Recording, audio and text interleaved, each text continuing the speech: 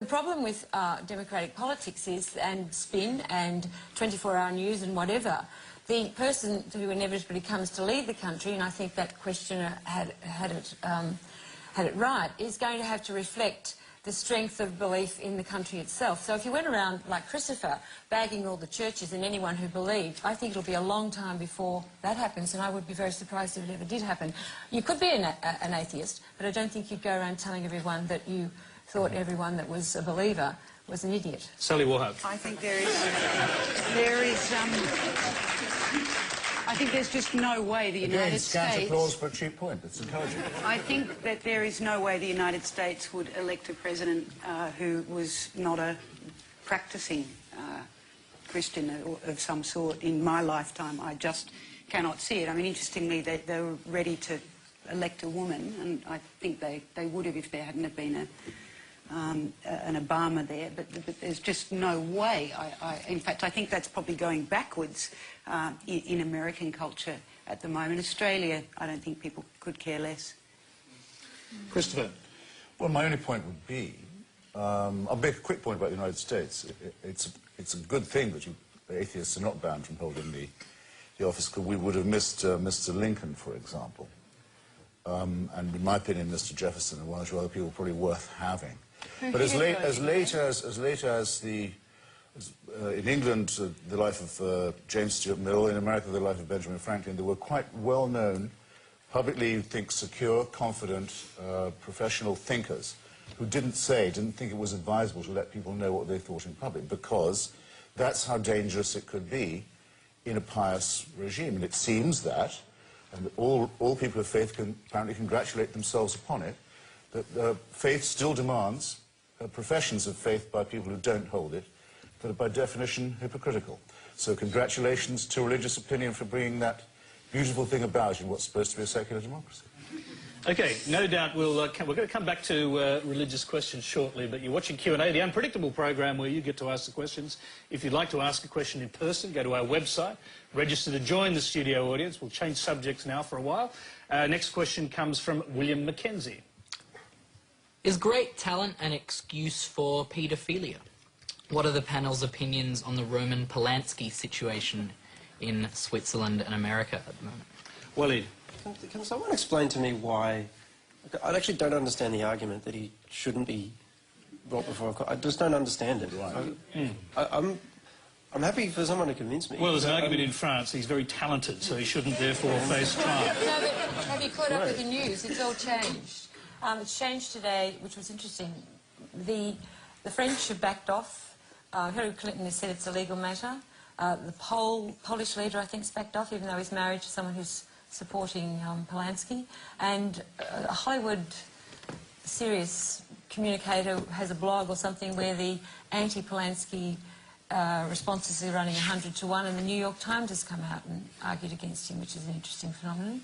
So maybe it's changing. Can I say this? I don't know why it would be interesting. I mean, I just can't believe they wouldn't argue that he should be tried. I was reading his autobiography last night, and Polanski's account of, making love to this young woman on Jack Nicholson's couch. It was just So why has it taken so long? That's the reason. Well, that's where the talent comes in. Yeah. Rem arcud tetagistes, they say in Latin. You touch the point of the needle. He's already had the rewards of being talented. 30 years on the lam, after, I'll say it directly, fornicating with and sodomizing a 13-year-old to whom he had given narcotics to lull her. Now, excuse me, we do have our standards, even those of us who don't believe we're being supernaturally superpowered. Although the really sad thing is that this woman has come out and said that the trial by media that she's going to have to endure in this is she believes will be worse than the actual crime, which is it's a really sad and terrible tale. But that's his fault too. That's absolutely it is, and he still needs to be tried. But it's awful that she's going to have to suffer. So she doesn't want it to define her whole life. And yet he has to be tried. But it was his lawyers that brought this back into the arena, and so in a sense this has been all brought about because late last year his lawyers tried to get through a loophole in the law to have his charges dropped, and of course that then set the prosecution out and running. Can I make a point and a sort of admission here? And I'm almost surprised. I'm almost surprised by the admission, which is that. Well, it's a simple one, really. That I've actually been to see several of his films in that period. I've watched others on DVD, and when you think about it carefully, is that somehow supporting it? You mean we'd have been deprived of the films if he'd been nabbed in the first place? No, not at all. I'm simply saying I wonder why I didn't think about this at the time. Oh, well, because we're all capable of keeping 2 sets of books. I mean, that's part of our nature. Well, I can see that I'm not the only one. Just for discussing this subject, a couple of years ago, my magazine, Vanity Fair, was sued by Mr. Polanski from Paris in London. Not in America, where he thought the jurisdiction would be easier on him. He didn't even have to appear in person, because he thought that might be risky. He made a video deposition. We claimed he had no reputation to defend. He walked away with a lot of our money on a libel judgment, saying this couldn't be discussed. So I would say, screw him. And I would add, screw him for a chain. Yeah. Frank Britton. It's his turn. Going back to the question, I mean, what about the 13-year-old girl? I mean, she's saying no. But go back to then, and I mean, to speak of, you know, the talent of the one who is the perpetrator, what about the talent and what's happened to the victim? And what the law's got to be about is protecting the victim, whether or not she's talented. And if the perpetrator be talented, well, it counts for nothing. That's what justice, according to law, has to be about. Although, sadly, you know, the stuff-up of this means that it hasn't protected her at all. It's gone on for 35 years, and it could have all been over. There's a broader point as well that's not about the Polanski case, and this is where I get in my lawyer mode. It's about the integrity of the justice system. You cannot, I think, as a justice system, tolerate or reward someone just because they managed to get away with it for 30 years and say, oh, it was a long time ago. Well, no. There is a reason that the criminal law doesn't have a statute of limitations that applies to it by and large. And that is because we deem crime to be of such significant import that it must be punished irrespective of what time has elapsed between the commission of the offence and the finding of the offender. There is, imagine what we would say if it was a bishop. Well, of course. But I just cannot...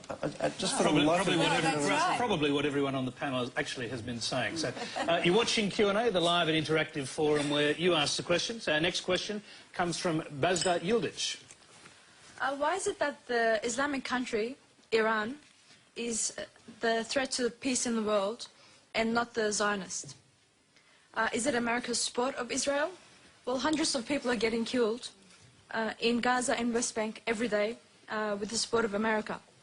The Israel-Palestinian war has been going on for 61 years, and we are not actually looking at what is actually happening, and we're fearing about what is not happening.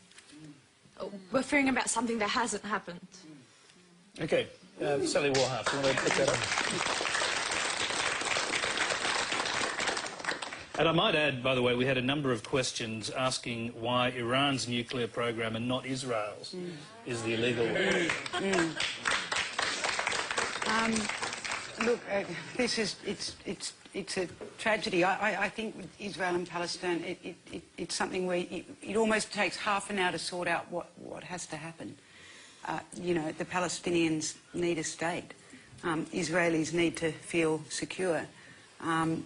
But it feels like it's just so far away. I think that part of the problem is obviously the delicacy of the Israeli coalition. I mean, I don't know, beyond what I've just said, that it's simple what has to happen, but how you make it happen and how